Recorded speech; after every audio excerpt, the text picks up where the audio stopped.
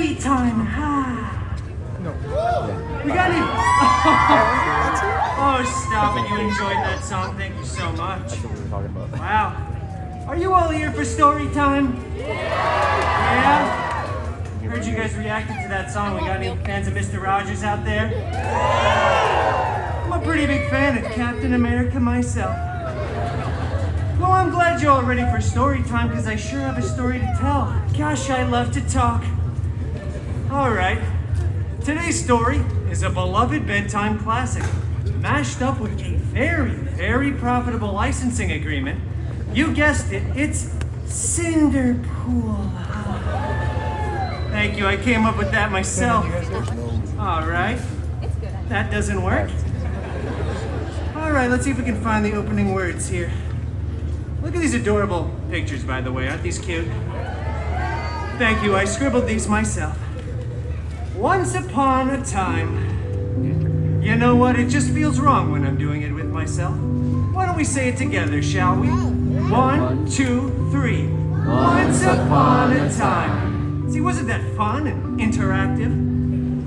Well, upon that time, once, Cinderpool lived in a big mansion with his shiny-headed step-professor and a bunch of hideous step-mutants. The biggest one, Colossus, was always making up stupid rules that no one cared about. Like, please stop labeling other people's food in the fridge with your own initials. And for the love of Feige, stop hanging your underwear from the ceiling fan. I don't know why he doesn't want me to do that. The other main step mutant, Negasonic Teenage Warhead, such a cool name, was always just texting and rolling her eyes. They were both super jealous because Cinderpool had a much, and I mean much larger fan base. I mean, they don't call this story time with Negasonic Teenage Warhead, now do they? That's actually a pretty cool name though, I'd probably attend that. Well anyway, one day, an expendable non-union extra came running across the mansion grounds, screaming. King Thanos was planning the biggest battle of Phase 3, the last truly relevant phase. Cinderpool desperately wanted to go to the big battle, but Colossus said no. Too dangerous. Cinderpool don't know how to be part of team.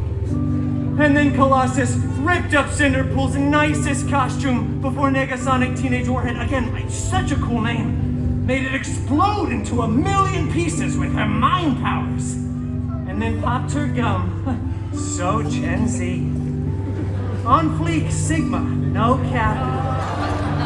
Cinderpool was very bummed and felt very vulnerable and exposed. Minus 100,000 aura, as Negasonic would say. He ran out onto the mansion grounds, stumbling for dramatic effect.